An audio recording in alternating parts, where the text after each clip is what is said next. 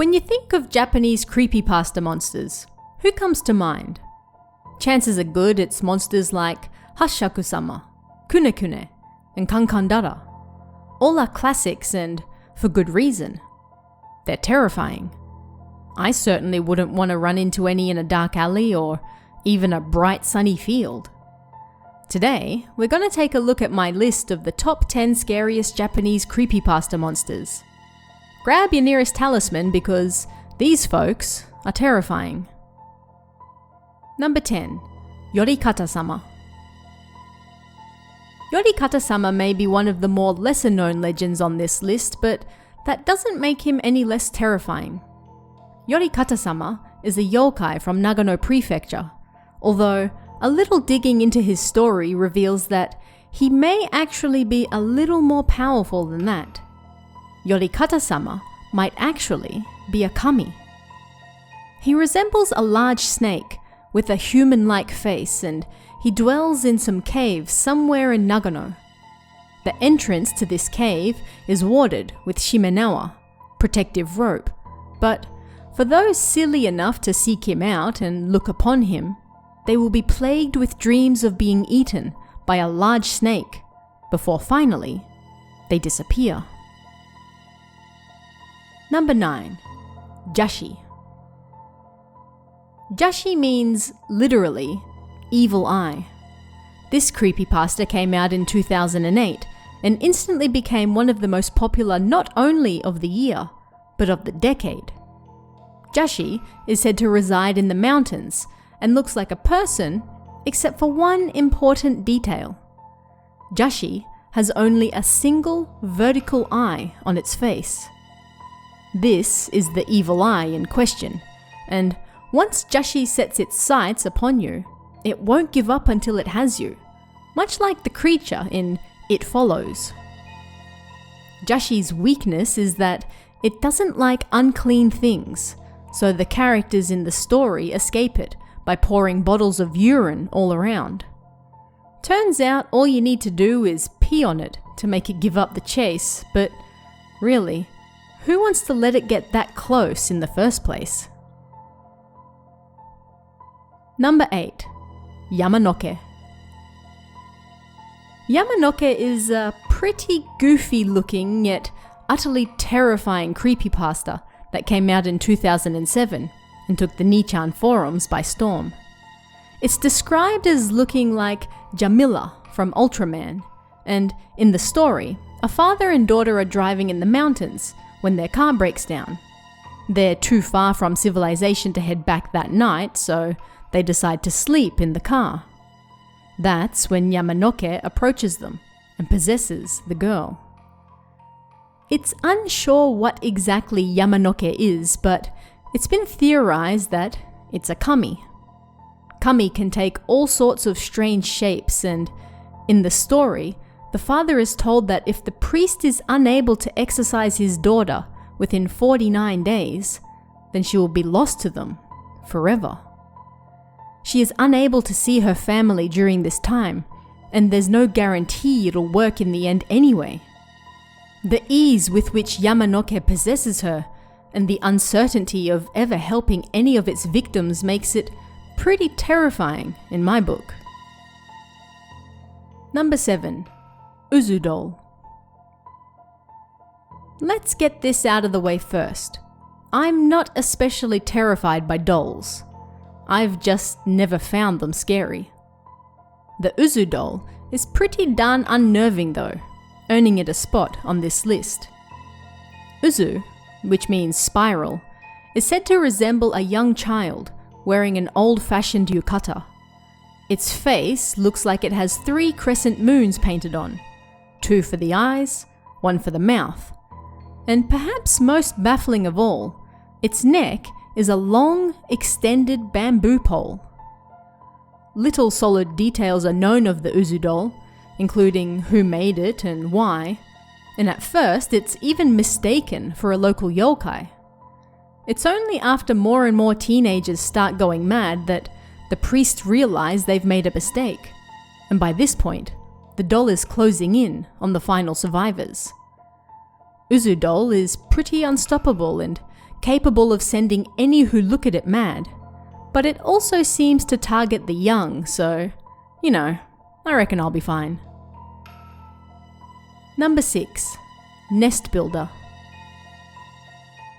The Nest Builder is an evil spirit that featured in a series of stories, aptly titled the Nest Builder series.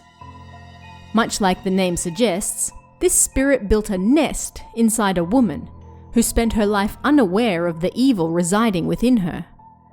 This spirit protected her from harm, not because it cared for her, but because if she died, the parasitic spirit would lose its home. This spirit is so powerful that other spirits literally recoil from its presence, and it's able to obliterate them if they don't. It's even able to break curses created by other spirits, again, not to help its host, but to protect its own interests. They never get the spirit out of her in the end either, so she's still out there somewhere, hosting a spirit so evil that all others flee in terror from it. Number 5.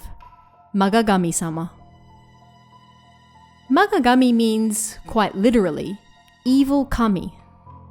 It says right in the title what this character's about. This evil kami is said to reside somewhere in the mountains, far from civilization.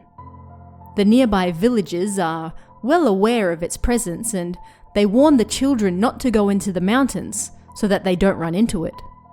Of course, a few kids decide one day that they want to see what all the fuss is about, and needless to say, it doesn't end well. Magagami-sama is perhaps most well known for its unique laugh, which sounds a little like "Hoi hoi hoi hoi." Much like other evil spirits, looking upon Magagami-sama is enough to drive one mad. And, like other evil spirits, once that happens, there's usually no saving you. The children in this story simply disappear and are never seen or heard of again.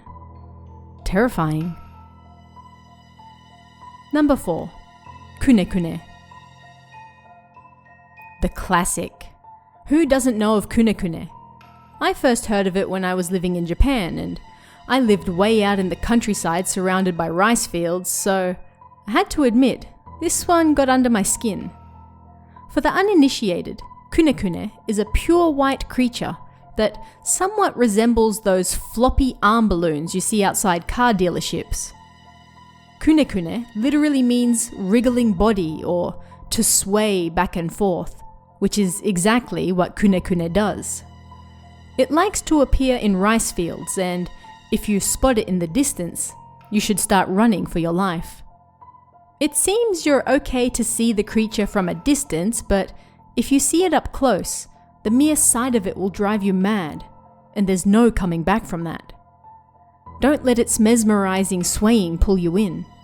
You'll soon regret it. Number 3. RYOMEN SUKUNA.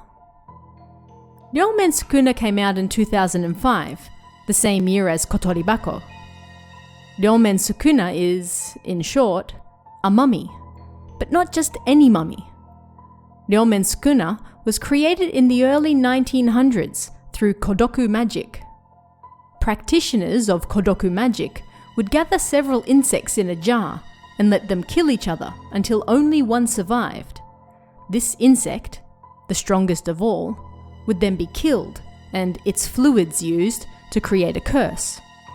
This same thing was done with RYOMEN SUKUNA, only with people instead of insects, and he was the lucky, or unlucky, final surviving member. He becomes so powerful that his mere existence is blamed for some of the largest disasters in Japanese history. After the Great Kanto earthquake shook Japan in 1923, he was sealed in a box and apparently lost. Until he was unearthed in modern times, and the box he was sealed in opened. Just looking at him is enough to cause people to be hospitalized, and if his body were to fall into the wrong hands, well, I don't think the world needs any more disasters right now.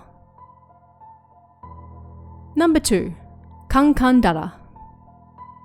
KANKANDARA, or at least her story, was unleashed upon the world in 2009 and helped change the Japanese creepypasta genre forever. She's also so terrifying that she comes in at number 2 on this list.